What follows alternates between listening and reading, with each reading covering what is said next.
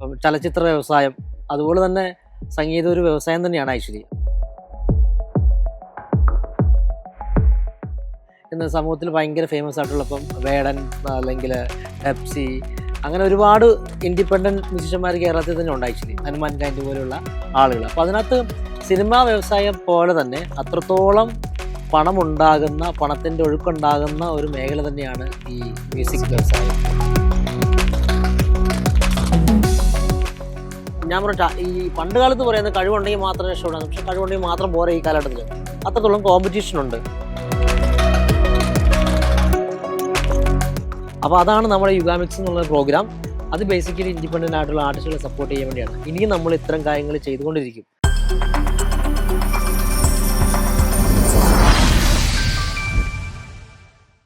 നമ്മുടെ നാട്ടില് പണ്ട് മുതലേ സംഗീത പ്രതിഭകൾക്ക് ഒരു കുറവും ഉണ്ടായിട്ടില്ല. പക്ഷേ ഒരു സംഗീതം ആലപിക്കുന്നതിനപ്പുറം അതിലൊരു ബിസിനസ് സാധ്യതയുണ്ട് എന്നുള്ളത് പലർക്കും അത്ര അറിവുള്ള കാര്യമൊന്നുമല്ല. അങ്ങനെയുള്ളവരിലേക്കാണ് യുഗ ഡിജിറ്റലിന്റെ ഒരു വിപ്ലവകരമായ എൻട്രി എന്ന് വേണമെങ്കിൽ നമുക്ക് പറയാം. ഇങ്ങനെ അതായത് ഒരു മ്യൂസിക് ഞങ്ങൾ ഉണ്ടാക്കുന്നുണ്ടെങ്കിൽ അതിലൊരു വ്യവസായത്തിന് സാധ്യതയുണ്ട്, അല്ലെങ്കിൽ അതിനെപ്പറ്റി ഡീറ്റെയിൽഡ് ആയിട്ട് നിങ്ങൾക്ക് പറഞ്ഞു തരുന്ന ഒരു പ്ലാറ്റ്ഫോമാണ് ഈ പറയുന്ന പോലെ യുഗ ഡിജിറ്റൽ. യുഗ ഡിജിറ്റൽ എന്ന് പറയുന്ന ഒരു പ്ലാറ്റ്ഫോമിൽ നമ്മൾ എന്തൊക്കെ എക്സ്പെക്ട് ചെയ്യണം, എന്തൊക്കെ സർവീസാണ് നമുക്ക് എക്സ്പെക്ട് ചെയ്യേണ്ടത്, അല്ലെങ്കിൽ എന്തൊക്കെയാണ് നമുക്ക് അറിയാൻ സാധിക്കുന്നത് എന്നുള്ള വിവരങ്ങളൊക്കെ തന്നെ നമ്മുടെ എഡ്യൂമാക്സിന്റെ ഈ ഒരു എപ്പിസോഡിൽ പറഞ്ഞു തരുന്നതിന് വേണ്ടിയിട്ട് അരുണാണ് ഇന്ന് നമ്മളോടൊപ്പം ഉള്ളത്. അതായത് യുഗ ഡിജിറ്റലിന്റെ ഫൗണ്ടറായ അരുൺ. വെൽക്കം അരുൺ. എഡ്യൂമാക്സിന്റെ പുതിയൊരു എപ്പിസോഡിലേക്ക് സ്വാഗതം. ഈ കേരളത്തിലെ ആദ്യത്തെ മ്യൂസിക് ബിസിനസ് കോച്ച്, ഇതുവരെ നമ്മൾ അങ്ങനെ കേൾക്കാത്തൊരു സംഗതിയാണ്. എന്താണ് ശരിക്കും ഒരു മ്യൂസിക് ബിസിനസ് കോച്ച്, അല്ലെങ്കിൽ എന്താണ് ഒരു മ്യൂസിക്കുമായിട്ട് റിലേറ്റ് ചെയ്തൊരു ബിസിനസ്, എന്താണ് യുഗ ഡിജിറ്റൽ? ആദ്യം തന്നെ നമുക്ക് നമ്മുടെ സമൂഹത്തിൽ ഒരുപാട് ബിസിനസ് കോച്ചുമാരുണ്ട് ആക്ച്വലി. അതായത് ഒരു സംരംഭകനെ പ്രോത്സാഹിപ്പിക്കുകയും അവർക്ക് വേണ്ടി ഒരു മെന്റർഷിപ്പ് നൽകുന്ന ആൾക്കാർ. അതുപോലെ നമ്മൾ മ്യൂസിക് ബിസിനസ്സാണ് നമ്മൾ അതിൽ ചെയ്യുന്നത് ആക്ച്വലി. അപ്പോൾ എസ്പെഷ്യലി നമ്മൾ നിലനിൽക്കുന്നത് ഇൻഡിപെൻഡൻ്റ് ആയിട്ടുള്ള ആർട്ടിസ്റ്റുകൾക്കും മ്യൂസിഷ്യൻസിനും വേണ്ടിയാണ് ആക്ച്വലി. അവർ പാട്ടുകൾ ഉണ്ടാക്കുക എന്നുള്ളതാണല്ലോ അവരുടെ ഒരു ജോലി, അല്ലെങ്കിൽ അവരുടെ ക്രിയേറ്റീവ് ആയിട്ടുള്ള കാര്യം. പക്ഷേ ഈ ഉണ്ടാക്കിയ കാര്യങ്ങൾ എങ്ങനെ ആളുകളിലേക്ക് എത്തിക്കും, അതിൽ ഏതൊക്കെ തരത്തിലൂടെ അവർക്ക് വരുമാനം ഉണ്ടാക്കാൻ പറ്റും, അവർക്ക് എങ്ങനെ ഗ്രോത്ത് ബിൽഡ് ചെയ്യാൻ പറ്റും. അപ്പോൾ അവരുടെ ഒരു ബിസിനസ്സിനെ സപ്പോർട്ട് ചെയ്യുന്ന, അവർക്ക് വേണ്ടി കാര്യങ്ങൾ പറഞ്ഞു കൊടുക്കുന്ന ഒരു മെൻറ്റർ, അതിനെയാണ് നമ്മളൊരു മ്യൂസിക് ബിസിനസ് കോച്ച് എന്ന് പറയുന്നത് ആക്ച്വലി. പൊതുവെ മറ്റും പല ആളുകളും ഇതിലേക്ക് വരാത്തത് കൊണ്ട് തന്നെ ഞാൻ കേരളത്തിലെ ആദ്യത്തെ മ്യൂസിക് ബിസിനസ് കോച്ചായി മാറി എന്നുള്ളതാണ്. അപ്പോൾ മ്യൂസിക് ബിസിനസ് എന്ന് നമ്മൾ പലപ്പോഴും ഒരുപാട് പേര് കേൾക്കാത്തൊരു ടേമാണ് ആക്ച്വലി. ഇപ്പം ചലച്ചിത്ര വ്യവസായം അതുപോലെ തന്നെ സംഗീതം ഒരു വ്യവസായം തന്നെയാണ് ആക്ച്വലി. അപ്പം പൊതുവെ നമ്മുടെ സിനിമയോട് ചേർന്നിട്ടാണ് ഇത്തരം വ്യവസായങ്ങൾ നിലനിൽക്കുന്നത്. പക്ഷേ ഇന്ന് ഇൻഡിപെൻഡൻ്റ് ആയിട്ട് മ്യൂസിക്കിൻ്റെ ഒരു വ്യവസായം ഇപ്പോൾ ഉണ്ട് ആക്ച്വലി. നമ്മളിപ്പം ഇന്ന് സമൂഹത്തിൽ ഭയങ്കര ഫേമസ് ആയിട്ടുള്ള വേടൻ അല്ലെങ്കിൽ പെപ്സി അങ്ങനെ ഒരുപാട് ഇൻഡിപെൻഡൻറ്റ് മ്യൂസിഷ്യന്മാർ കേരളത്തിൽ തന്നെ ഉണ്ട് ആക്ച്വലി. ഹനുമാൻ കാൻഡ് പോലെയുള്ള ആളുകൾ. അപ്പോൾ അതിനകത്ത് സിനിമാ വ്യവസായം പോലെ തന്നെ അത്രത്തോളം പണമുണ്ടാകുന്ന പണത്തിൻ്റെ ഒഴുക്കുണ്ടാകുന്ന ഒരു മേഖല തന്നെയാണ് ഈ മ്യൂസിക് വ്യവസായം.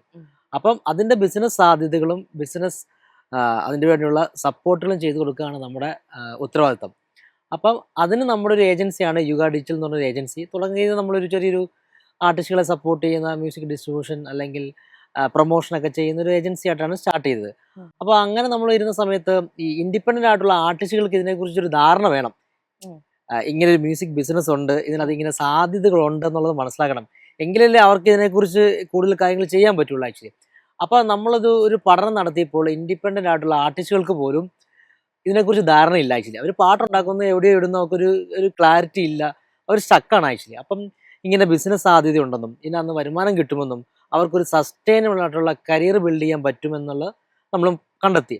അപ്പോൾ ഇങ്ങനെ ഇൻഡിപെൻഡൻ്റ് ആയിട്ടുള്ള മ്യൂസീഷ്യൻസിനെ നമ്മൾ എഡ്യൂക്കേറ്റ് ചെയ്യാൻ വേണ്ടി തുടങ്ങിയ സ്ഥാപനമാണ് യുഗ ഡിജിറ്റൽ. അപ്പോൾ നമ്മൾ മ്യൂസിക് ബിസിനസ് കൺസൾട്ടിങ് സർവീസുകളൊക്കെയാണ് ചെയ്യുന്നത്. നമ്മൾ ശരിക്കും പറയുകയാണെങ്കിൽ ഇൻഡിപെൻഡൻ്റ് ആർട്ടിസ്റ്റുകളെ കൈപിടിച്ചുയർത്തുക, അവർക്കൊരു സസ്റ്റൈനബിൾ ആയിട്ടുള്ള ഒരു കരിയറിന് സപ്പോർട്ട് ചെയ്യുക, അവർക്ക് ഗ്രോത്ത് ഉണ്ടാക്കി കൊടുക്കുക, അതിന് നമുക്കറിയാവുന്ന കാര്യങ്ങൾ പറഞ്ഞു കൊടുക്കുകയും സർവീസുകൾ പ്രൊവൈഡ് ചെയ്യുകയും ചെയ്യുക, അതാണ് നമ്മുടെ ഉത്തരവാദിത്വം.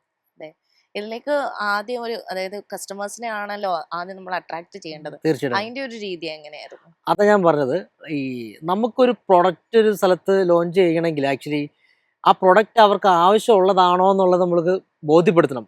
അപ്പം നമ്മുടെ മുന്നിലുള്ള ഒരു വെല്ലുവിളി എന്ന് പറഞ്ഞു കഴിഞ്ഞാൽ ആദ്യം ഇവരെ എഡ്യൂക്കേറ്റ് ചെയ്യുക എന്നുള്ളതാണ്. മനസ്സിലായില്ലേ? അപ്പം നമ്മുടെ ഒരു സർവീസോ പ്രൊഡക്റ്റോ അവർ സ്വീകരിക്കണമെങ്കിൽ ഈ പ്രൊഡക്റ്റ് അവർക്ക് ആവശ്യമുള്ളതാണ്. അപ്പൊ നമ്മൾ കണ്ടെത്തിയൊരു ഒരു ഗ്യാപ്പ് എന്ന് പറഞ്ഞു കഴിഞ്ഞാൽ ഇവർക്ക് എഡ്യൂക്കേഷൻ ഇല്ല ആക്ച്വലി. ഉം, ഉം. ഇത് ശരിക്കും പറയുകയാണെങ്കിൽ ഒരു ടാസ്ക് പിടിച്ച മേഖലയാണ് ആക്ച്വലി. ഇവരെ പോയി പറഞ്ഞ് മനസ്സിലാക്കി. ഇങ്ങനെയൊക്കെ കാര്യങ്ങളുണ്ട്, ബിസിനസ് എന്ന് പറഞ്ഞ ഒരു സാധനം, ഒരു സംഭവം ഉണ്ട് ആക്ച്വലി. നിങ്ങൾ ട്രഡീഷണലി ചെയ്യുന്ന രീതികളല്ലാതെ ഉം. നിങ്ങൾക്ക് വരുമാനം കിട്ടാനും ഇതൊരു വലിയൊരു ഇൻഡസ്ട്രിയാണ്, ആ ഇൻഡസ്ട്രിയുടെ ഭാഗമാണ്, ഈ ഇൻഡസ്ട്രിയിൽ ഇങ്ങനെയാണ് കാര്യങ്ങൾ നടക്കുന്നത് എന്നുള്ളത് അവരെ ബോധ്യപ്പെടുത്തണം. അപ്പോൾ അതിന് ഉം. നമ്മൾ എന്താ ചെയ്യുക, അവരെ എഡ്യൂക്കേറ്റ് ചെയ്യാൻ വേണ്ടി നമ്മൾ സോഷ്യൽ മീഡിയയിൽ കണ്ടന്റുകൾ ചെയ്യാൻ തുടങ്ങി, ഉം. ഓൺലൈൻ ഓഫ്ലൈൻ ഈവെന്റുകൾ നമ്മൾ ചെയ്യാൻ തുടങ്ങി, ഉം. വർക്ക്ഷോപ്പുകൾ, മാസ്റ്റർ ക്ലാസ്സുകളൊക്കെ നമ്മൾ ഫ്രീ ആയിട്ടൊക്കെ ചെയ്യാൻ തുടങ്ങി. അപ്പോഴാണ് അവർക്ക് മനസ്സിലാകുന്നത്, ഓ ഗ്രേറ്റ്, ഇങ്ങനെ കുറേ സംഭവമുണ്ട്, ഇതെനിക്ക് ആവശ്യമാണല്ലോ, ഉം. അതുകൊണ്ട് ഈ സർവീസ് അവിടെ ചെയ്യും, അല്ലെങ്കിൽ ഈ കൺസൾട്ടിങ് എനിക്ക് വേണം. അപ്പോൾ നമ്മൾ പറയും നമ്മൾ ചെയ്യുന്നുണ്ടെന്ന് ആക്ച്വലി. അപ്പോൾ ഉം. നമ്മൾ വെറുതെ ഒരു കച്ചവടം പിച്ച് ചെയ്യാതെ ഉം. നമ്മൾ വാല്യൂസും കൂടി കൊടുക്കുക എന്നുള്ളതാണ്. വാല്യൂസ് ഉം. കൊടുത്തെങ്കിൽ മാത്രമേ നമുക്കൊരു ഒരു ലോയൽ ആയിട്ടുള്ള കസ്റ്റമറെ കിട്ടുകയുള്ളൂ എന്നാണ് വിചാരിക്കുന്നത്. അല്ലെങ്കിൽ ആ സാധനം കൺവേർട്ട് ആകില്ല. നമ്മൾ എത്രയൊക്കെ പറഞ്ഞാലും, ഇപ്പൊ പ്രൊമോഷൻ ചെയ്താലോ ആഡ് ചെയ്താലോ അവർക്ക് ഇതിന്റെ ആവശ്യകത തോന്നിയില്ലെങ്കിൽ അവരെടുക്കില്ല. ഉം. അപ്പൊ അതുകൊണ്ട് നമ്മൾ ആദ്യമേ ചെയ്യുന്നത് അവരെ എഡ്യൂക്കേറ്റ് ചെയ്യുക എന്നുള്ളതാണ്. അതാണ് ഇപ്പൊ നമ്മൾ ചെയ്തുകൊണ്ടിരിക്കുന്നത്. ഇത് എങ്ങനെ കസ്റ്റമേഴ്സിന് കിട്ടിയിട്ടുണ്ടോ? അതായത് അങ്ങനെ ആളുകളാണ് ഇപ്പോൾ ആൾക്കാര്. നമ്മൾ ആക്ച്വലി ഇൻഡിപെൻഡന്റ് ആർട്ടിസ്റ്റ് ആയാലും ഒരു എന്റർപ്രണർ ആയാലും ഇന്ന് ഈ കാലഘട്ടത്തിൽ ഈ പേഴ്സണൽ ബ്രാൻഡിങ് വളരെ ഇമ്പോർട്ടന്റ് ഉള്ള ഒരു കാലഘട്ടമാണല്ലോ അതെ, ആക്ച്വലി. അതെ. അപ്പൊ അതിന്റെ ഭാഗമായിട്ട് എന്നെ പേഴ്സണൽ ബ്രാൻഡ് ചെയ്യാനും എന്റെ സ്ഥാപനത്തെ ബ്രാൻഡ് ചെയ്യാനും കണ്ടന്റുകൾ ചെയ്യാൻ തുടങ്ങി ആക്ച്വലി. ഉം. അപ്പൊ ഉം. ഞാൻ കണ്ടന്റുകൾ ചെയ്യുമ്പോൾ നമ്മൾ ഒരിക്കലും കണ്ടന്റുകൾക്ക് ഞാൻ ഈ സർവീസ് ചെയ്യുന്ന ഒരു കച്ചവടം അല്ലെങ്കിൽ ഒരു പ്യുവർലി ആടായി മാറാതെ ഞാൻ ചെയ്യാൻ തുടങ്ങി ഒരു 100-100ഓളം റീലുകൾ ഇങ്ങനെ ഇൻസ്റ്റാഗ്രാമിലും ലിങ്ക്ഡിൻ ഇൻഫോർമേറ്റീവ് ടൈപ്പ്. ഇൻഫോർമേറ്റീവ് ആയിട്ടുള്ള റീലുകൾ ചെയ്യാൻ തുടങ്ങി. അപ്പൊ അതിനകത്ത് വേറെ ഒന്നുമില്ല, ഒരു ഒരു ഒരു ഒരു സെയിൽസ് പിച്ച് ചെയ്യാനുള്ള ഒന്നുമില്ല, വളരെ അവർക്ക് Normal ആയിട്ട്. നോർമൽ ആയിട്ടുള്ള കണ്ടന്റുകൾ ചെയ്യാൻ തുടങ്ങി ആക്ച്വലി. അപ്പൊ കണ്ടന്റുകൾ ചെയ്യാൻ തുടങ്ങിയപ്പോൾ ആക്ച്വലി മനസ്സിലായി ഈ കണ്ടന്റുകൾ എക്സ്ക്ലൂസീവ് ആയിട്ടുള്ള കണ്ടന്റ്സ് ആണ്, വേറെ അവർക്ക് നോക്കിയിട്ട് കിട്ടുന്നില്ല. ചിലപ്പോൾ അവര് പല സമയങ്ങളിൽ തിരയുന്ന കണ്ടന്റ് ആയിരിക്കും, അതായിരിക്കും നമ്മൾ ചെയ്യുന്നത്. ഉം. അങ്ങനെ ആ കണ്ടന്റുകൾ കണ്ടിട്ട് എനിക്ക് ഇൻബോക്സിൽ വരാറുണ്ട്, ചേട്ടാ ഇങ്ങനെയുള്ള കാര്യങ്ങൾ ചെയ്യുന്നുണ്ട്, ഞാനിപ്പോൾ ചേട്ടൻ്റെ റീല് കണ്ടിട്ടാണ് വന്നത്, എനിക്കത് മ്യൂസിക് ഡിസ്ട്രിബ്യൂട്ട് ചെയ്യാൻ വേണ്ടി ആഗ്രഹിക്കുന്നുണ്ട്, അതെങ്ങനെയാണ് ചെയ്യുന്നത്? അപ്പം നമ്മൾ പറയും നമ്മൾ ചെയ്യുന്നുണ്ടല്ലോ, നമുക്ക് ചെയ്ത് കൊടുക്കാമല്ലോ എന്ന് പറയും. ഉം. ഉം. അല്ല ചേട്ടാ, ഞാൻ ഇച്ചിരി കൂടുതൽ കാര്യങ്ങൾ ചെയ്യാനൊക്കെ ആഗ്രഹിക്കുന്നുണ്ട്, എനിക്ക് ചെയ്യേണ്ട ഒരു കൺസൾട്ടിങ് തരാമോ? ഉം. അപ്പോൾ നമ്മൾ 1-to-1 കൺസൾട്ടിങ് സർവീസ് കൊടുക്കും ആക്ച്വലി. ഉം. അപ്പോൾ ഉം. നമ്മൾ വാല്യൂസ് കൊടുത്തിട്ട് നമുക്ക് ആളുകൾ എത്തുക എന്നുള്ളതാണ് മെയിൻ കാര്യം. ഇപ്പം നമ്മൾ നിലവിൽ ചെയ്യുന്നത് അതാണ് ആക്ച്വലി. ഉം. ഉം. അത് നമുക്ക് നല്ല രീതിയിൽ ഒരു റിസൾട്ട് കിട്ടിയൊരു മെത്തേഡാണ് ആക്ച്വലി. ഉം. റിയൽ ആയിട്ടുള്ള ഇൻഫോർമേറ്റീവ് ആയിട്ടുള്ള കണ്ടന്റുകൾ നമ്മൾ ചെയ്യുക. അതിനകത്ത് ഒരിക്കലും നമ്മൾ പരസ്യങ്ങളോ നമ്മുടെ സ്ഥാപനത്തെ കുറിച്ച് ഒന്നും നമ്മൾ include ഉൾപ്പെടുത്താതെ ഉം. ജനറൽ ആയിട്ട് ചെയ്യുക എന്നുള്ളതാണ് പ്രധാനപ്പെട്ട കാര്യം. ഉം. ഈ പറയുന്ന പോലെ തന്നെ ഈ പാട്ട് പാടി ആലപിക്കുന്ന, ഞാൻ ഇൻട്രോയിൽ പറഞ്ഞ പോലെ ആ. തന്നെ ആലപിക്കുന്നു, അത് എവിടെങ്കിലും ഒന്ന് ഏതെങ്കിലും ഒരു ഉം. പ്ലാറ്റ്ഫോമിൽ അപ്ലോഡ് ചെയ്യുന്നു എന്നുള്ളതിനപ്പുറം ഉം. ഇതുകൊണ്ട് ഒരു ബിസിനസ് നടക്കും. അതായത് ഉം. കൂടുതൽ ആൾക്കാർ നമ്മൾ കേൾക്കുന്നത് ഉം. കലാപരമായ കഴിവുണ്ടായാലും ഈ പറഞ്ഞ പോലെ വീട്ടിൽ നിന്ന് ഒരു സപ്പോർട്ട് ഉണ്ടാവില്ല. ഒരിക്കലും ഇല്ല. എന്ന് വെച്ചാൽ ഇത് വെച്ചൊക്കെ എന്ത് കാണിക്കാനാണ്, പറ്റുന്നത്. അതെ, നിങ്ങൾക്ക് അതെ. ഭാവിയിൽ എന്താണ് ഉം. ഇതിനകത്ത് നിന്ന് അപ്പം ഈ പറയുന്ന പോലെ പുതിയ ആൾക്കാർ വരുമ്പോഴത്തേക്ക് അവരെ എഡ്യൂക്കേറ്റ് ചെയ്യുന്നേക്കാൾ ഉപരി അവർ കുറച്ച് ഡിഫിക്കൽട്ടാണ്, കുറച്ചും കൂടെ എനിക്ക് കയറി വരാൻ പാട്, അങ്ങനത്തെ കാര്യങ്ങളൊക്കെ പറഞ്ഞു കൊടുക്കേണ്ടി വരാറുണ്ടോ?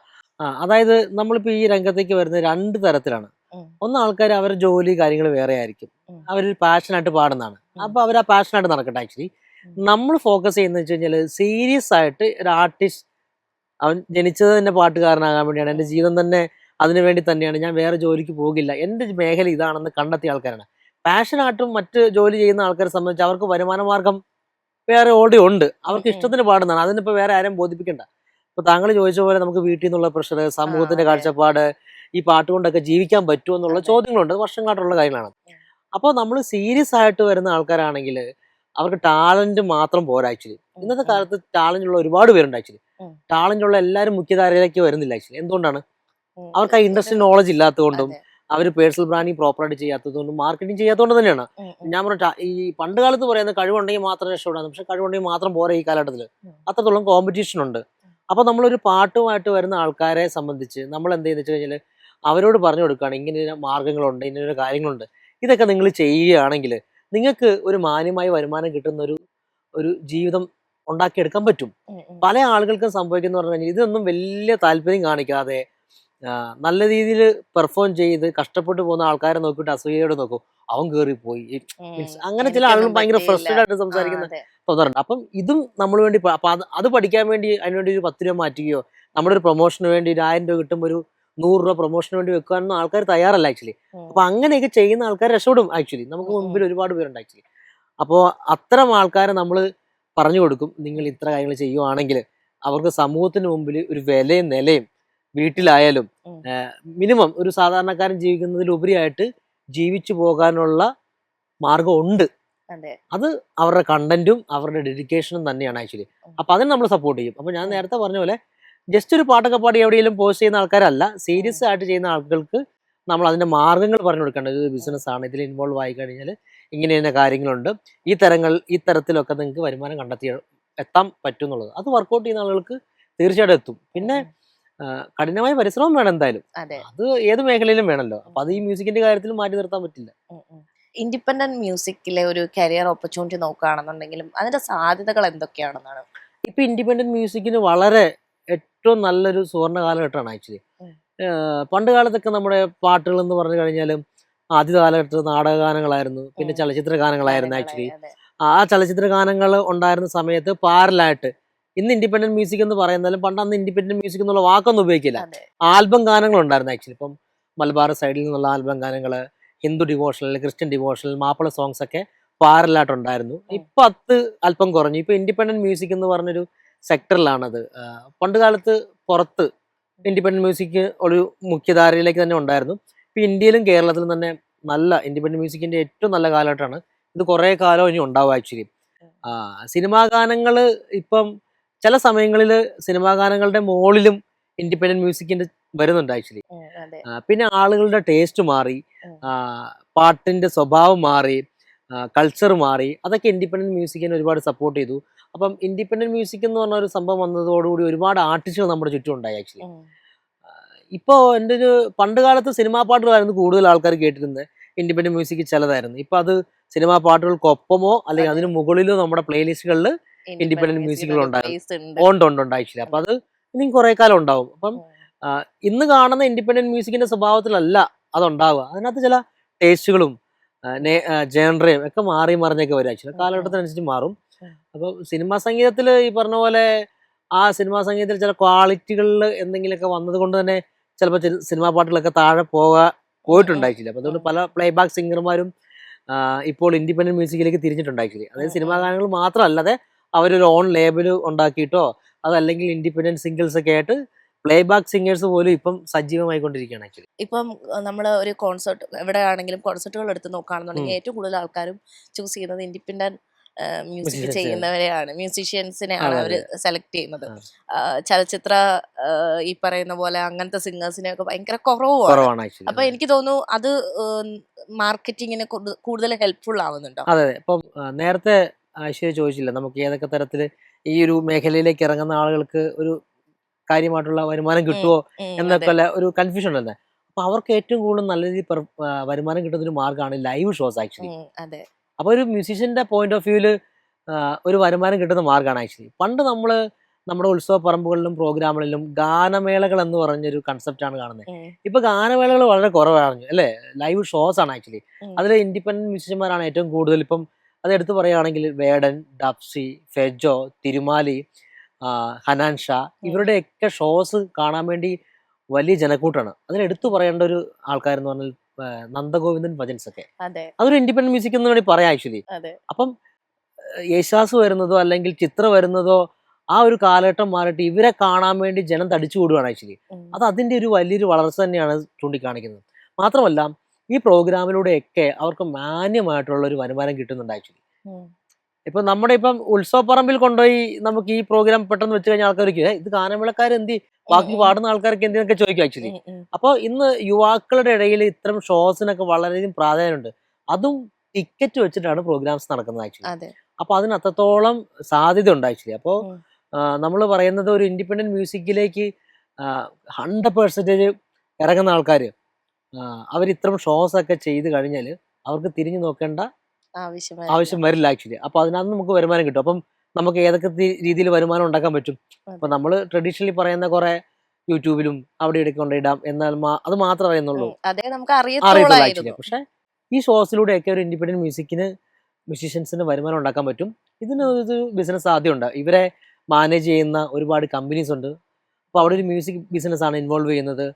പല ഏജൻസികളുണ്ട്, ടാലന്റ് മാനേജ് കമ്പനീസ് ഉണ്ട്, ആർട്ടിസ്റ്റുകളെ മാനേജ് ചെയ്യുന്ന കമ്പനീസ് ഒക്കെ ഉണ്ട്. ഇതൊക്കെ ഒരു മ്യൂസിക് ഇൻഡസ്ട്രിയുടെ ഭാഗമാണ്. അപ്പം കോൺസേർട്ടുകളും ലൈവ് ഷോസുകളും ഇന്നത്തെ കാലഘട്ടത്തിൽ ഉം. ഒഴിവാക്കാൻ പറ്റാത്ത ഒരു കാര്യമാണ്. അത് നല്ല രീതിയിൽ തന്നെ ഉം. കേരളത്തിലും ഇന്ത്യയിലുമൊക്കെ നല്ല രീതിയിൽ തന്നെ പോയിക്കൊണ്ടിരിക്കുന്നുള്ളതാണ് സത്യം. ഇവിടെയുള്ളവർ ഈ ഒരു മ്യൂസിക്കിന്റെ ബിസിനസ് സാധ്യതകൾ അറിയാൻ വൈകി പോയെന്നായിരുന്നു തോന്നുന്നുണ്ടോ? അതായത് മ്യൂസിക് ബിസിനസ് ഒക്കെ വർഷങ്ങളായിട്ടുണ്ട്, എത്രയോ നാളുകളായിട്ട് ഉണ്ട്. ഉം. പക്ഷേ അതിലുള്ളൊരു പ്രശ്നം എന്ന് വെച്ച് കഴിഞ്ഞാൽ ഈ കുറേ കാലം മുതൽ ഇതൊക്കെ കൈയടക്കി വെച്ചിരുന്നത് വൻകിട കമ്പനികളായിരുന്നു വെച്ചാൽ ഉം, ഉം, ലേബൽ ഓണേഴ്സ് അങ്ങനെയുള്ള ആൾക്കാരാണ്. അപ്പം അവർ പല പാട്ടുകൾ ഇട്ട് വരുമാനം ഉണ്ടാക്കുന്നു, പല കാര്യങ്ങൾ ചെയ്യുന്നു എന്നുള്ളതാണ് സത്യം. പക്ഷേ ഈ ലേബൽ ഓണേഴ്സ് മറ്റുള്ള ആളുകളോട് ഇതൊന്നും പറഞ്ഞു കൊടുക്കാൻ ഉം, ഉം, തയ്യാറായിരുന്നില്ല. ഉം. പക്ഷേ കുറേ കാലമായിട്ട് പുതിയ തലമുറയിലെ ആളുകൾക്കും അല്ലെങ്കിൽ അവർക്കും ഇങ്ങനെ ചെയ്യാൻ പറ്റും. ഒരു ലേബൽ ഓണർ ആവൊന്നും വേണ്ട. ഒരു സാധാരണക്കാരനും ആഗ്രഹം ഉണ്ടെങ്കിൽ നമുക്ക് ഈ മ്യൂസിക് ബിസിനസ് എന്ന് പറഞ്ഞ കാര്യങ്ങളിലേക്ക് ഇൻവെസ്റ്റ് ചെയ്ത് അതിനകത്ത് റിട്ടേൺ കിട്ടാനുള്ള സാധ്യതകളുണ്ടെന്നുള്ളത് ഇന്നത്തെ കാലഘട്ടത്തിൽ ആർക്കും അവൈലബിൾ ആണ്, ഈ നോളജ് ആക്ച്വലി. ഉം, ഉം. പിന്നെ പണ്ട് പല ആളുകളും ഇത് ചെയ്തുകൊണ്ടൊക്കെ ഇരിക്കുന്നതാണ്. പക്ഷെ അവരാരും മറ്റുള്ള ആളുകൾക്കൊന്നും പറഞ്ഞു കൊടുക്കാൻ പറഞ്ഞു വേണ്ടി കൊടുക്കാറ്. പറഞ്ഞു കൊടുത്തുന്നുള്ളതൊന്നും നഷ്ടമൊന്നുമില്ല. പിന്നെ ഉം. ഞാൻ രക്ഷപ്പെട്ടു, ഇനി അവൻ അതുകൊണ്ട് രക്ഷപ്പെടണ്ട, പിന്നെ അങ്ങനെയൊക്കെ ചിന്തിച്ചുകൊണ്ടായിരിക്കാം. അതെ. പിന്നെ പല ആളുകളും പല ആളുകളെ മനഃപൂർവ്വം പറ്റിക്കുകയും വഞ്ചിക്കുകയും ഒക്കെ ചെയ്തിട്ടുണ്ടായിരിക്കും ഈ പാട്ടിന്റെ കാര്യത്തിലേക്ക്. ശരിയാണല്ലോ അല്ലേ? ഈ പാട്ടുകൾ നോളജ് ഇല്ലെങ്കിൽ അവരെ പറ്റിക്കും. അപ്പൊ ഈ അതെ. പാട്ടുകൾ ഞാനത് പൈസ ഉണ്ടാക്കി തരാം എന്ന് പറഞ്ഞ് പ്രോപ്പർ ആയിട്ടുള്ള എഗ്രിമെന്റ് ഒന്നും ഇല്ലാതെ പല ആളുകളുടെ നിന്നും മേടിച്ചിട്ട് പോയിട്ട് അതിനകത്ത് ഒരുപാട് ലക്ഷക്കണക്കിന് പൈസ ഉണ്ടാക്കിയ ആൾക്കാർ പിന്നെ ഉം, ഒറിജിനൽ ഓണർമാർക്ക് ഒരു രൂപ പോലും കൊടുക്കാത്ത ഒരുപാട് സംഭവങ്ങളുണ്ട്. നമുക്ക് ഉം, പേഴ്സണലി ഉം, അറിയാവുന്ന ഒരുപാട് കാര്യങ്ങളുണ്ട് ആക്ച്വലി. അവിടെയാണ് നമ്മൾ പറഞ്ഞ ഒരു മ്യൂസിക് ബിസിനസിന്റെ ലിറ്ററസി, ഒരു ഉം. സാക്ഷരത ഇല്ലാത്തതുകൊണ്ടാണ്.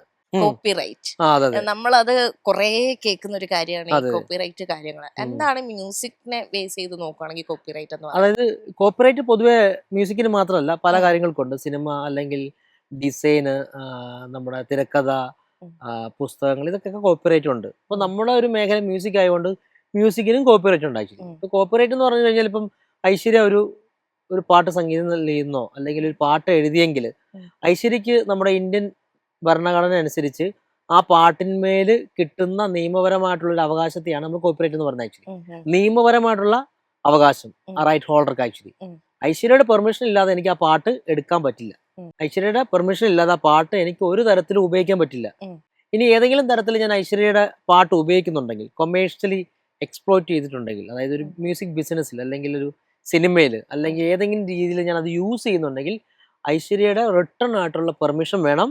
ഞാൻ ആ കാര്യം ഉപയോഗിക്കുന്നതിന് പ്രോപ്പർ ആയിട്ടുള്ള ഒരു റോയൽറ്റി അല്ലെങ്കിൽ ഉം. അതിനകത്ത് നിന്ന് ഒരു റവന്യൂ ഐശ്വര്യക്ക് ഞാൻ തന്നിരിക്കണം. തരികയും വേണം. ഉം, ഉം. അപ്പൊ കോപ്പറേറ്റ് ഹോൾഡറെ സംബന്ധിച്ചോളം അദ്ദേഹത്തിന്റെ കോപ്പറേറ്റ് മറ്റൊരാള് ഏതെങ്കിലും തരത്തിൽ ഉപയോഗിക്കുവാണെങ്കിൽ അതിനകത്ത് പണം ലഭിക്കാൻ ആ ഉടമസ്ഥന് അവകാശം ഉണ്ടാക്കി. അവകാശമുണ്ട്.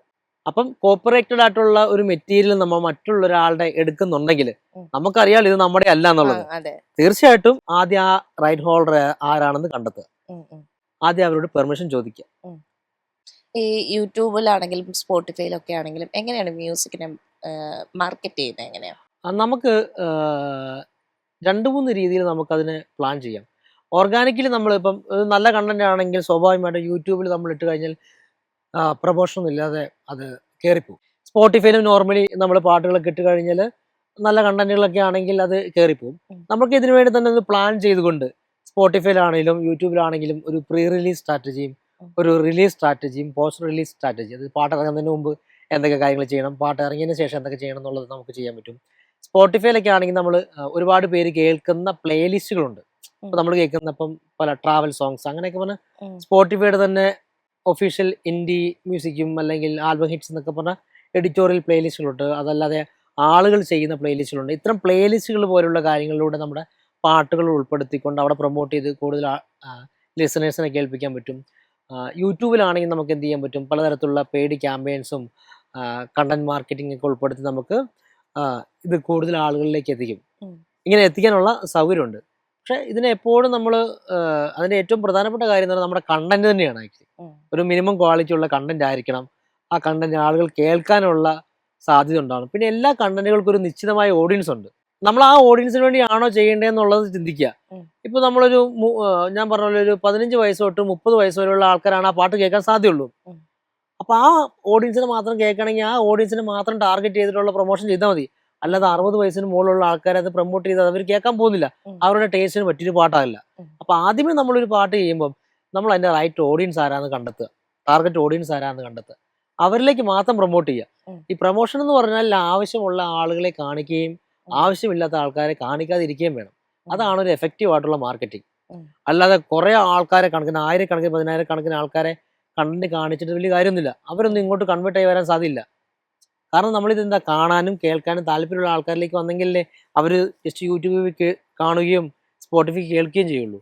അപ്പം ഈ പ്രൊമോഷന്റെ ഭാഗമായിട്ട് നമ്മൾ കണ്ടെത്തേണ്ട ഒരു കാര്യമാണ് നമ്മുടെ ഓഡിയൻസ് ആരാന്നും ആ ഓഡിയൻസിന്റെ ടേസ്റ്റിനുള്ള പ്രൊമോഷൻ സ്ട്രാറ്റജികൾ നമ്മൾ ചെയ്യുക എന്നുള്ളതാണ് പ്രധാനപ്പെട്ട കാര്യം. ഈ യുഗ ഡിജിറ്റൽ തരുന്ന സേവനങ്ങൾ, കസ്റ്റമേഴ്സിന് കൊടുക്കുന്ന സേവനങ്ങൾ എന്താണ്, അല്ലെങ്കിൽ അതിലൊരു വ്യത്യസ്തത എന്താണ് കൊണ്ടുവന്നിട്ടുള്ളത് അവരോട്? ഞാൻ പറഞ്ഞു ആദ്യം ഒരു മ്യൂസിക് ഡിസ്ട്രിബ്യൂഷൻ ചെയ്യുന്ന ഒരു ഏജൻസി ആയിട്ടാണ് സ്റ്റാർട്ട് ചെയ്തത്. ഇൻഡിപെൻഡന്റ് ആയിട്ടുള്ള ആർട്ടിസ്റ്റുകളുടെ പാട്ട് സ്പോട്ടിഫൈ പോലുള്ള പ്ലാറ്റ്ഫോമുകളിൽ എത്തിച്ചു കൊടുക്കുക. നമ്മൾ ഒരുപാട് പ്ലാറ്റ്ഫോംസ് ഉണ്ടല്ലോ, മ്യൂസിക് സ്ട്രീമിംഗ് പ്ലാറ്റ്ഫോംസ് ഉണ്ടല്ലോ, Apple music, Amazon music, Jio Saavn, ഇങ്ങനെയായിരുന്നു നമ്മൾ തുടങ്ങിയത് ആക്ച്വലി. അപ്പോൾ അതിന്റെ ഭാഗമായിട്ട് പല ആളുകളും നമ്മളെ വിളിക്കുന്ന സമയത്ത് ഒരുപാട് സമയം സംസാരിക്കുകയും പല ഡൗട്ടുകൾ ചോദിക്കുന്നു. അപ്പോഴാണ് മനസ്സിലായത് ഇവർക്ക് വേണ്ട ബേസിക് ആയിട്ടുള്ള നോളജ് പോലും ഇല്ല. കാരണം എന്താണ് സ്പോട്ടിഫൈ? ചേട്ടാ, നമ്മൾ സ്പോട്ടിഫൈയിൽ പാട്ട് കൊടുക്കുമ്പോൾ സ്പോട്ടിഫൈ അതെന്താ സംഭവം? അപ്പൊ നമ്മൾ പറയും ചേട്ടാ, ഇങ്ങനെ പാട്ട് കേൾക്കുന്ന സ്ട്രീമിംഗ് പ്ലാറ്റ്ഫോംസ് ഉണ്ട്, മ്യൂസിക് ഡിസ്ട്രിബ്യൂഷൻ, അതൊക്കെ അവർ ആദ്യമായിട്ട് കേൾക്കുന്ന പോലെ തോന്നി. അപ്പൊ നമുക്കൊരു ക്ലയന്റിനെ കിട്ടിക്കഴിഞ്ഞാൽ ഉള്ള കണ്ടന്റ് മേടിച്ച് അവർക്ക് ഈ പറഞ്ഞ പ്ലാറ്റ്ഫോമിൽ ലൈവ് ആക്കി കൊടുക്കുക. അവരുടെ ചോദ്യങ്ങൾക്കൊന്നും ഒരുപാട് സമയം മെനക്കെടേണ്ട ആവശ്യമില്ല ആക്ച്വലി. അപ്പൊ നമ്മൾ അവിടെ നിന്നാണ് നമുക്കൊരു തിരിച്ചറിവ് വരികയും നമുക്ക് പുതിയ കാര്യങ്ങൾ ചെയ്യാന്നുള്ളൊരു ധാരണ വരുന്നത്. കാരണം അവിടെ ഒരു ഗ്യാപ്പ് ഫൈൻഡ് ചെയ്തു, അതായത് ഇവർക്ക് ഇതിനെക്കുറിച്ചുള്ള ധാരണയില്ല. അങ്ങനെയാണ് നമ്മൾ ഞാൻ നേരത്തെ പറഞ്ഞ പോലെ എഡ്യൂക്കേഷണൽ കണ്ടന്റുകൾ ചെയ്യാൻ തുടങ്ങിയത് ആക്ച്വലി. അപ്പൊ അതിലൂടെ ഒരുപാട് ക്ലയൻസിനെ നമുക്ക് കിട്ടി.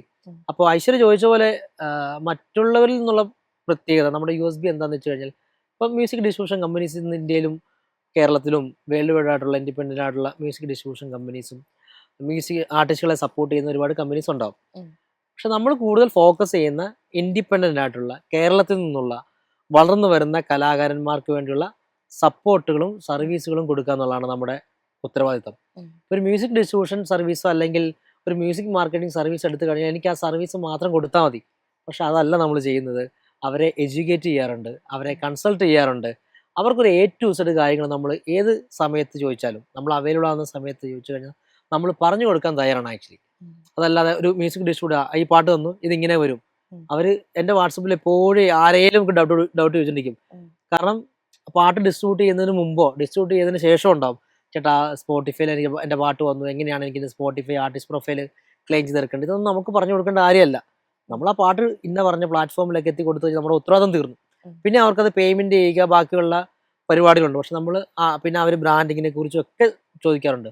നമ്മൾ അവരെ എഡ്യൂക്കേറ്റ് ചെയ്യാൻ വേണ്ടി ശ്രമിക്കുന്നുണ്ട്. നമ്മൾ എന്ന് വെച്ചാൽ ഒരു ബിസിനസ്സിന് ഉപരിയായിട്ട് കുറച്ച് വാല്യൂസും സപ്പോർട്ടും എഡ്യൂക്കേഷനും നമ്മുടെ പാക്കേജിന്റെ കൂടെ ഉണ്ട് ആക്ച്വലി. നമ്മുടെ ഒരു സർവീസ് എടുക്കുന്നത് പല ആൾക്കാരും നമ്മുടെ അടുത്ത് എഡ്യൂക്കേറ്റ് ചെയ്യാൻ വേണ്ടി അവർക്ക് കാര്യങ്ങൾ പറഞ്ഞു കൊടുക്കാൻ ശ്രമിച്ചിട്ട് അവർ നമ്മൾ സർവീസ് എടുക്കണം നിർബന്ധമില്ല. സർവീസ് എടുത്തില്ലെങ്കിൽ നമ്മൾ അത് ചെയ്യും. ഞാൻ എൻ്റെ സർവീസ് എടുക്കുന്നവരോട് മാത്രമല്ല, സംശയങ്ങൾ ചോദിക്കുന്ന ആൾക്കാരോട് നമ്മൾ പറഞ്ഞു കൊടുക്കാറുണ്ടാക്കി. അപ്പൊ നമ്മുടെ സർവീസിന്റെ കൂടെ കുറച്ച് വാല്യൂസ് കൂടി കൊണ്ടുപോകാൻ പറ്റും എന്നുള്ളതാണ് നമ്മുടെ ഒരു പ്രത്യേകത. ഈ പറയുന്ന പോലെ പറഞ്ഞല്ലോ, യുഗ ഡിജിറ്റൽ ഒരു ഈ പറയുന്ന കാര്യങ്ങളല്ല, ഒരു വാല്യൂ കൊടുക്കാൻ വേണ്ടി നോക്കുന്നുണ്ട് ഓരോ ക്ലയൻസിനും. അതിന്റെ ഭാഗമായിട്ട് എന്താണ് ചെയ്തിട്ടുള്ളത്, നമ്മൾ ചെയ്യാനിരിക്കുന്നത്? അതായത് വാല്യൂസ് കൊടുക്കുക എന്ന് പറഞ്ഞാൽ നമ്മൾ ഈ പറഞ്ഞ പോലെ ഈ മ്യൂസിക് ബിസിനസ്സിനെ കുറിച്ചൊരു ഐഡിയ ഇല്ലാത്തത് കൊണ്ടാണല്ലോ പല ആളുകൾക്കും പറ്റിക്കപ്പെടുന്നതെന്ന് ഞാൻ ഓൾറെഡി പറഞ്ഞു. അപ്പൊ അതിന്റെ ഭാഗമായിട്ട് നമുക്ക് എക്സ്പേർട്ടുകളിൽ നിന്ന് അവർക്ക് കാര്യങ്ങൾ പറഞ്ഞു കൊടുക്കാൻ വേണ്ടി നമ്മളൊരു ശ്രമം നടത്താറുണ്ട്. ആക്ച്വലി നമ്മളൊരു യുഗാമിക്സ് എന്ന് പറഞ്ഞൊരു മ്യൂസിക് ബിസിനസ് ഈവന്റ് നമ്മൾ ചെയ്തിട്ടുണ്ടായിരുന്നു 2025 ആഗസ്റ്റിൽ. അതിന്റെ 2ാമത്തെ എഡിഷൻ ഈ വരുന്ന ഫെബ്രുവരി 23 കൊച്ചിയിൽ കലൂര് ഗോകുലം പാർക്ക് വെച്ചിട്ട് ചെയ്യാണ്. അപ്പൊ അവിടെ ഇന്ത്യയിൽ നിന്നും കേരളത്തിൽ നിന്നും കേരളത്തിന് വെളിയിൽ നിന്നുള്ള ഒരുപാട് എക്സ്പെർട്ട് ആയിട്ടുള്ള ആളുകൾ വന്നിട്ട് ഈ മ്യൂസിക് ബിസിനസ്സിനെ കുറിച്ചുള്ള A to Z കാര്യങ്ങൾ, വിവിധ മേഖലകളിലുള്ള കാര്യങ്ങൾ പറഞ്ഞു കൊടുത്തുള്ള ഒരു മ്യൂസിക് ബിസിനസ് കോൺക്ലേവ് ആണ്. കേരളത്തിലെ ആദ്യത്തെ ഒരു മ്യൂസിക് ബിസിനസ് കോൺക്ലേവ് ആണ്. അപ്പൊ നമ്മുടെ മിഷനാണ് ആക്ച്വലി ഇങ്ങനെയുള്ള ആൾക്കാരെ എഡ്യൂക്കേറ്റ് ചെയ്യുക എന്നുള്ളത്. അതൊരു മോണിറ്ററി ബെനിഫിറ്റിനല്ല, നമുക്കൊരു പൈസ ഉണ്ടാക്കാനുള്ള ഒരു മാർഗത്തിന് വേണ്ടി ചെയ്യുന്ന പ്രോസസ് അല്ല ആക്ച്വലി. നമ്മുടെ എഡ്യൂക്കേറ്റ് നമ്മുടെ ഒരു ആഗ്രഹം എന്ന് പറഞ്ഞാൽ ഇങ്ങനെയുള്ള ഇൻഡിപെൻഡന്റ് ആർട്ടിസ്റ്റുകൾക്ക് അവർക്കൊരു മ്യൂസിക് ബിസിനസ് ഉള്ള അല്ലെങ്കിൽ മ്യൂസിക് ബിസിനസിനെ കുറിച്ചുള്ള ധാരണയുള്ള ഒരു എക്കോസിസ്റ്റം ബിൽഡ് ചെയ്യുക. അവരെ ആരും പറ്റിക്കപ്പെടാൻ പാടില്ല, അവർക്ക് കിട്ടേണ്ട റോയൽറ്റികൾ പൂർണ്ണമായിട്ട് കിട്ടണം, അവർക്ക് കിട്ടേണ്ട റൈറ്റ്സുകൾ അവർക്ക് കിട്ടണം, അവർക്കൊരു സസ്റ്റൈനബിൾ ആയിട്ടുള്ള ഒരു കരിയറും ഗ്രോത്തും ഉണ്ടാകണം എന്നുള്ള ആഗ്രഹത്തിന്റെ പുറത്ത് ചെയ്യുന്ന ഒരു പ്രോഗ്രാമാണ്. അത് നമ്മൾ ഫോക്കസ് ചെയ്യുന്ന ഇൻഡിപെൻഡന്റ് ആയിട്ടുള്ള ആർട്ടിസ്റ്റുകളെയും, കമ്പോസർമാര്, മ്യൂസിക് പ്രൊഡ്യൂസർമാര്, ലിറിസിസ്റ്റുമാര്, മ്യൂസിക് ബിസിനസ് ചെയ്യുന്ന ആൾക്കാർ, ലേബൽ മാനേജർമാര്, DJ ചെയ്യുന്ന ആൾക്കാർ, പെർഫോമേഴ്സ്, ഇങ്ങനെയുള്ള ആളുകൾക്ക് വേണ്ടിയൊക്കെയാണ് നമ്മൾ അത് ചെയ്യുന്നത്. നമ്മൾ അതിനെ ഒരു ആർട്ടിസ്റ്റ് ഗ്രോത്ത് കോൺക്ലേവ് എന്നാണ് പറയുന്നത്. ആർട്ടിസ്റ്റിന്റെ ഗ്രോത്തിനെ സപ്പോർട്ട് ചെയ്യുന്ന കോൺക്ലേവുകളാണ്. അപ്പം മ്യൂസിക് എന്ന് പറഞ്ഞാൽ പല വിഷയങ്ങളുടെ ഒരു കൂട്ടാണല്ലോ ആക്ച്വലി. അപ്പൊ അതിന് നമ്മൾ എല്ലാ മേഖലയിൽ നിന്നും ടച്ച് ചെയ്യുന്ന ടോപ്പ് നോച്ച് ആയിട്ടുള്ള ആർട്ടിസ്റ്റുകളെയാണ്, സ്പീക്കേഴ്സിനെയാണ് അവിടെ കൊണ്ടുവരുന്നത്. ഇപ്പം ലൈസൻസിങ് ആയിക്കോട്ടെ, അതിൻ്റെ ലീഗൽ എക്സ്പെക്ട്സ് ആയിക്കോട്ടെ, കോപ്പിറൈറ്റ്സ് ആയിക്കോട്ടെ, ബ്രാൻഡിങ് ആയിക്കോട്ടെ, മ്യൂസിക് കരിയർ ആയിക്കോട്ടെ, മ്യൂസിക് ബിസിനസ് ആയിക്കോട്ടെ, ഇതുമായി ബന്ധപ്പെട്ടുള്ള എല്ലാ കാര്യങ്ങളും അവിടെയുണ്ട്. പിന്നെ ഒരുപാട് മ്യൂസീഷ്യന്മാർ വരുന്നതുകൊണ്ട് അവിടെ നെറ്റ്വർക്ക് ചെയ്യാനുള്ള സാധ്യതയുണ്ട്. ഇത് അത് ഞാനൊരു പേഴ്സണലി എപ്പോഴും ഞാൻ എല്ലാവരോടും പറയുന്നുണ്ട്, എന്തൊരു ബിസിനസ് ചെയ്യുന്ന ആൾക്കാരായിക്കോട്ടെ, ബിസിനസ്സിൽ ഉയരാനും വളരാനും ഏറ്റവും മസ്റ്റായിട്ട് വേണ്ട സാധനമാണ് നെറ്റ്വർക്കിംഗ്. ഇങ്ങനെയുള്ള ഈവന്റുകൾ പങ്കെടുക്കുക എന്നുള്ളതാണ് ഏറ്റവും പ്രധാനം. അപ്പോൾ അതാണ് നമ്മുടെ യുഗാമിക്സ് എന്നുള്ള പ്രോഗ്രാം. അത് ബേസിക്കലി ഇൻഡിപെൻഡന്റ് ആയിട്ടുള്ള ആർട്ടിസ്റ്റുകളെ സപ്പോർട്ട് ചെയ്യാൻ വേണ്ടിയാണ്. ഇനിയും നമ്മൾ ഇത്തരം കാര്യങ്ങൾ ചെയ്തുകൊണ്ടിരിക്കും. അപ്പം നമ്മൾ ഈ ഓൺലൈൻ പരിപാടികളൊക്കെ കുറെ ചെയ്തിരുന്നു. അപ്പം ആൾക്കാരെ നേരിട്ട് കണ്ട് സംസാരിക്കുന്നതും പരിചയപ്പെടുന്നതും അതൊരു നല്ല കാര്യമല്ല. അതുകൊണ്ടാണ് നമ്മൾ ഈ പ്രോഗ്രാം ചെയ്യുന്നത്. ഇതില് ഇപ്പൊ യുഗാമിക്സ് എന്ന് പറയുന്ന ഇവന്റിലേക്ക് പങ്കെടുക്കാൻ എന്താണ് ചെയ്യേണ്ടത്? നമ്മള് ഇതൊരു ടിക്കറ്റ് വെച്ചിട്ടുള്ള പ്രോഗ്രാമാണ്. അത് നമ്മൾ ലൈവ് ഷോ, ഒരു കോൺസേർട്ടോ എന്റർടൈൻമെന്റ് പ്രോഗ്രാം അല്ല, എഡ്യൂക്കേഷനെ ഫോക്കസ് ചെയ്തിട്ടുള്ള ഒരു കോൺക്ലേവ് ആണ്. നമുക്ക് യുഗാമിക്സ് എന്ന് പറഞ്ഞ ഇൻസ്റ്റാഗ്രാം പേജിലും അല്ലെങ്കിൽ നമ്മുടെ വെബ്സൈറ്റിലൂടെയും നമുക്ക് ടിക്കറ്റ് പർച്ചേസ് ചെയ്യാം. ആ ദിവസത്തെ പ്രീമിയം ലഞ്ച് ഉൾപ്പെടെ എല്ലാ സെഷൻസും, നെറ്റ്വർക്കിങ്ങും, കണക്ട് കോർണറും എല്ലാം നിങ്ങൾക്ക് വരുന്ന മ്യൂസീഷ്യന്മാർക്ക് അറ്റൻഡ് ചെയ്യാൻ പറ്റും. ഞാൻ 100% ഗ്യാരണ്ടി പറയുന്നു, അവർ പൈസ മുടക്കി വരുന്നത് ഒരിക്കലും വെറുതെ ആകില്ല. ഇനി ആരെങ്കിലും പറയാണ് ഈ ദിവസത്തെ പ്രോഗ്രാമിന് വന്നിട്ട് എൻ്റെ കാശും പോയി സമയം പോയി എന്ന് പറഞ്ഞാൽ നമ്മൾ അവരുടെ ടിക്കറ്റ് പൈസ തിരിച്ചു കൊടുക്കും. അത് നമുക്ക് പറയാൻ പറ്റുള്ളൂ ആക്ച്വലി. ഈ ഒരു യുഗ ഡിജിറ്റലിലേക്ക് വരുന്ന അരുണിന്റെ പേഴ്സണൽ ലൈഫ് എന്ന് പറയാനാണെങ്കിൽ എന്തായിരിക്കും? ഞാനിങ്ങനെ പല വഴികളിലൂടെയൊക്കെ സഞ്ചരിച്ച് അവസാനം നമ്മൾ ഇഷ്ടപ്പെട്ടുള്ള ഒരു മേഖലയിൽ, സന്തോഷ് ജോർജ് കുളങ്ങര സാർ പറഞ്ഞ പോലെ നമ്മൾ എത്ര ചെയ്താലും മടുക്കാത്ത ഇഷ്ടമുള്ളൊരു മേഖലയിൽ എത്തുക എന്നുള്ളതാണല്ലോ. അപ്പോൾ എൻ്റെ സ്വദേശം പാലായാണ്, കോട്ടയം ജില്ലയിൽ പാലായിൽ കടപ്പളാമറ്റം എന്നാണ് സ്ഥലം. ഇപ്പം ഞാനൊരു 2-3 വർഷമായിട്ട് കൊച്ചിയിൽ ഗാന്ധികാറിലാണ് താമസിക്കുന്നത്. ആക്ച്വലി എനിക്കൊരു വൈഫുണ്ട്, ഒരു മോളുണ്ട്. മോളുടെ പേര് ഭൂമി, വൈഫിൻ്റെ പേര് അഞ്ജന. വീട്ടിലാണെങ്കിൽ അമ്മയും അനിയനും അനിയൻ്റെ വൈഫും കുട്ടിയൊക്കെ ഉണ്ട് ആക്ച്വലി. അപ്പോൾ ഞാൻ തുടങ്ങിയ സമയം ഞാൻ പഠിച്ചത് ഒരു എഞ്ചിനീയറിംഗ് സബ്ജക്റ്റ് ആയിരുന്നു. ഒരു 5 വർഷം എഞ്ചിനീയറിംഗ് കോളേജിൽ, ഞാൻ പഠിച്ച കോളേജിലും പോളിടെക്നിക് കോളേജിലൊക്കെ ഞാൻ വർക്ക് ചെയ്തു. ഒരു എനിക്ക് അധ്യാപനം ഭയങ്കര ഇഷ്ടമാണ്, പഠിപ്പിക്കാനൊക്കെ. അതിനുശേഷം ഞാൻ പിന്നെ കുറച്ച് ക്രേസ് വന്നു, എനിക്ക് റേഡിയോയും TV ഒക്കെ ക്രേസ് വന്നു. ഒരു RJ ആകണം എന്നൊക്കെ പറഞ്ഞ് ഞാനൊരു ഓൺലൈൻ റേഡിയോയിൽ RJ ആയി. അങ്ങനെ ഒരു 2-3 വർഷമൊക്കെ RJയും എന്റർടൈൻമെന്റ് പരിപാടിയും, സിനിമ ഭ്രാന്ത്, ഷോർട്ട് ഫിലിം, അങ്ങനെയൊക്കെ കുറെ കാലഘട്ടം ഉണ്ടായിരുന്നു ആക്ച്വലി. അത് കഴിഞ്ഞ് പിന്നെ ഞാനൊരു ഫസ്റ്റ് ഒരു ലേബലിൽ വർക്ക് ചെയ്തു, ഒരു മ്യൂസിക് ലേബലിൽ വർക്ക് ചെയ്തു. തൊടുപുഴ ആസ്ഥാനമായിട്ടുള്ള സിയോൺ ക്ലാസിക്സ് എന്ന് പറഞ്ഞൊരു ക്രിസ്ത്യൻ ഡിവോഷണൽ ലേബലാണ്. അതിനുശേഷം ഞാൻ ട്രിവാൻഡ്രത്തുള്ള ഈസ്റ്റ് കോസ്റ്റ് വിജയൻ സാറിന്റെ ഈസ്റ്റ് കോസ്റ്റ് എന്ന് പറഞ്ഞ ലേബലിൽ വർക്ക് ചെയ്തു. അതാണ് ശരിക്കും ഒരു മ്യൂസിക് ഇൻഡസ്ട്രിയോട് പരിചയപ്പെടാനും കൂടുതൽ കാര്യങ്ങളും പഠിക്കുന്ന ആ സമയത്താണ്. പിന്നെ അതിനുശേഷം കൊച്ചിയിൽ വന്നിട്ട് ചില ന്യൂസ് പോർട്ടലിന്റെ കമ്പനികളിൽ, അല്ലെങ്കിൽ യൂട്യൂബ് ചാനൽ കമ്പനീസ്, അങ്ങനെ കുറച്ച് കമ്പനീസിൽ, ഡിജിറ്റൽ മാർക്കറ്റിംഗ് അക്കാഡമീസ്, അങ്ങനെ കുറേ സ്ഥലങ്ങളിലൊക്കെ ഫേമുകളിലൊക്കെ വർക്ക് ചെയ്തു. അപ്പോഴും നമുക്ക് ഈ സ്വന്തമായിട്ട് എന്തെങ്കിലും തുടങ്ങണം എന്നുള്ളൊരു ആഗ്രഹം ഉണ്ടാവില്ല. അപ്പോൾ ഈ മറ്റു പല സ്ഥാപനങ്ങളും ജോലി ചെയ്ത സമയത്ത് ഞാൻ ആക്ച്വലി യുഗ ഡിജിറ്റൽ എന്നൊക്കെ പറഞ്ഞ് പേരൊക്കെ കണ്ടെത്തി ഒരു ഇൻസ്റ്റാഗ്രാം പേജും ഫേസ്ബുക്ക് പേജൊക്കെ ഉണ്ടാക്കി വെച്ചിരുന്നു. അതൊരു ബിസിനസ് ആയിട്ടോ അല്ലെങ്കിൽ സ്വന്തമായിട്ടൊരു പരിപാടിയും ചെയ്തില്ല. മറ്റു സ്ഥലങ്ങളിൽ ജോലി ചെയ്യുന്ന സമയത്ത് നമ്മൾ ഫ്രീലാൻസ് എന്നൊക്കെ പറയല്ലേ, അപ്പോൾ നമ്മളൊരു ബ്രാൻഡ് നെയിം കണ്ടെത്തിയെന്ന് മാത്രമേ ഉള്ളൂ ആക്ച്വലി. പിന്നെ നമ്മളൊരു 3-4 വർഷമായി കഴിഞ്ഞപ്പോൾ നമുക്ക് അവസാനം സ്വന്തമായിട്ട് ചെയ്യണം എന്നുള്ള ആ ഒരു, എത്രയൊക്കെ വന്നാലും നമുക്ക് പിന്നെ വേറെ സ്ഥാപനങ്ങളിൽ ജോലിക്ക് പോയി കഴിഞ്ഞാൽ നമ്മൾ 2 മാസം 3 മാസം തയ്ക്കാറില്ല. നമ്മൾ അവിടെ നിന്ന് ഇറങ്ങി പോകണം. ശരിക്കും പറയുകയാണെങ്കിൽ ലാസ്റ്റ് സമയങ്ങളിൽ എനിക്ക് ജോലി തന്ന പല സ്ഥാപനങ്ങളിൽ നിന്നും ഇറങ്ങി വരേണ്ട അവസരം ഉണ്ടായിരുന്നു ആക്ച്വലി. അതെനിക്ക് സത്യം പറഞ്ഞാൽ വളരെ പോസിറ്റീവായിട്ട് തോന്നും. ഞാൻ അവിടെ ഇറങ്ങി പോകാതെ ഭയങ്കര കംഫർട്ടായിട്ട് അവിടെ നിന്നിരുന്നെങ്കിൽ ഞാൻ പിന്നെ എത്തില്ലായിരുന്നു. ഇപ്പം നമ്മളൊരു 9 to 5 ജോലി ചെയ്യുന്ന ഒരാൾ പ്രത്യേകിച്ച് ഒരു ഫോക്കസിലേക്ക് അത്രമാത്രം ചെയ്യാൻ പറ്റില്ല. അപ്പൊ 9 to 5 അപ്പുറം ചെയ്യണമെങ്കിൽ നമുക്ക് ഫ്രീ ആയിരിക്കണം ആക്ച്വലി. പിന്നെ നമ്മൾ കുറെ സമയം ഇതിനു വേണ്ടി ഇൻവെസ്റ്റ് ചെയ്യുമ്പോൾ നമുക്ക് റിസൾട്ട് ഉണ്ടെന്നുള്ളതാണ് എനിക്ക് മനസ്സിലായത്. നമ്മളൊരു 9 to 5 ജോലി ചെയ്യുന്ന സമയത്ത് ഞാൻ അത് കഴിഞ്ഞിട്ടുള്ള കുറച്ച് സമയമാണ് എൻ്റെ ഈ സ്ഥാപനത്തിന് വേണ്ടി എൻ്റെ പേഴ്സണൽ പരിപാടിക്ക്. അപ്പോൾ അതിന് റിസൾട്ട് കിട്ടുന്നത്. അപ്പോൾ ഞാൻ പറയുന്നത് ഇതെന്നെ നമ്മൾ കഷ്ടപ്പെട്ടിട്ടൊന്നും ചെയ്യത്തൊന്നും മനസ്സിലാകാത്തത്. അപ്പോൾ ഞാൻ ജോലിയൊക്കെ ഇട്ട് കഴിഞ്ഞപ്പോഴത്തേനും എൻ്റെ 12 മണിക്കൂർ അല്ലെങ്കിൽ 24 മണിക്കൂറും ഇതിലേക്ക് ഇൻവെസ്റ്റ് ചെയ്യാൻ തുടങ്ങി. അപ്പോൾ എനിക്ക് പേഴ്സണൽ ബ്രാൻഡ് ബിൽഡ് ചെയ്യാനും എൻ്റെ ബ്രാൻഡ് ബിൽഡ് ചെയ്യാനും എനിക്കത് റിസൾട്ട് കിട്ടാൻ പറ്റി. അപ്പോൾ എനിക്ക് മനസ്സിലായ കാര്യം നമ്മുടെ സമയം പ്രോപ്പറായിട്ട് ഇൻവെസ്റ്റ് ചെയ്ത് കഴിഞ്ഞാൽ നമുക്ക് റിസൾട്ട് കിട്ടും എന്നുള്ളതാണ് മെയിൻ കാര്യം. യുഗ ഡിജിറ്റൽ ഈ പറയുന്ന പോലെ കുറെ അധികം സ്ട്രഗിൾ ചെയ്തിട്ടുണ്ടെങ്കിലും ഇപ്പം അതിന്റെ ഒരു വിജയത്തിലേക്ക് എത്തി നിൽക്കുകയാണ്. ഒരുപാട് ഇനിയും ഞങ്ങളൊരു 10 വർഷം കഴിഞ്ഞ് കാണുമ്പോൾ ഇതിനപ്പുറമായിരിക്കട്ടെ വിശേഷങ്ങൾ ഞങ്ങളോട് പറയാനുള്ളതെന്ന് ഞാൻ ആശംസിക്കുകയാണ്. ഈ നമ്മളോടൊപ്പം ഇത്രയും നേരം ചെലവഴിച്ചതിന് ഒരുപാട് നന്ദി ഉണ്ടായിരുന്നു. Thank you. ശരി. അപ്പോൾ നമ്മുടെ കണ്ടന്റ് അല്ലെങ്കിൽ നമ്മൾ ചെയ്യുന്ന മേഖല എന്താണെന്നുള്ളത് ഒരുപാട് പേർക്ക് അറിയാത്ത കാര്യമാണ്. അപ്പോൾ ഞാൻ പലരോടും പറയുമ്പം ഇത് വളരെ വിശദീകരിച്ച് പറയേണ്ട അവസരം ഉണ്ടാകാറുണ്ട് ആക്ച്വലി. അപ്പം നിങ്ങളെപ്പോലുള്ള ഈ ഷോസിൽ നമ്മുടെ കാര്യങ്ങളും നമ്മൾ ചെയ്യുന്ന കാര്യങ്ങൾ എന്തൊക്കെയാണെന്നും ഇതിൻ്റെ സാധ്യതകൾ എന്തൊക്കെയാണെന്നും ഒക്കെ ഉള്ളത് പറയാൻ പറ്റിയതിൽ സന്തോഷം. പ്രത്യേകിച്ച് ഐശ്വര്യയോടും മൈഫിൻ ടിവിയോടുള്ള എൻ്റെ നന്ദിയും കടപ്പാടും അറിയിക്കുന്നു. Thank you.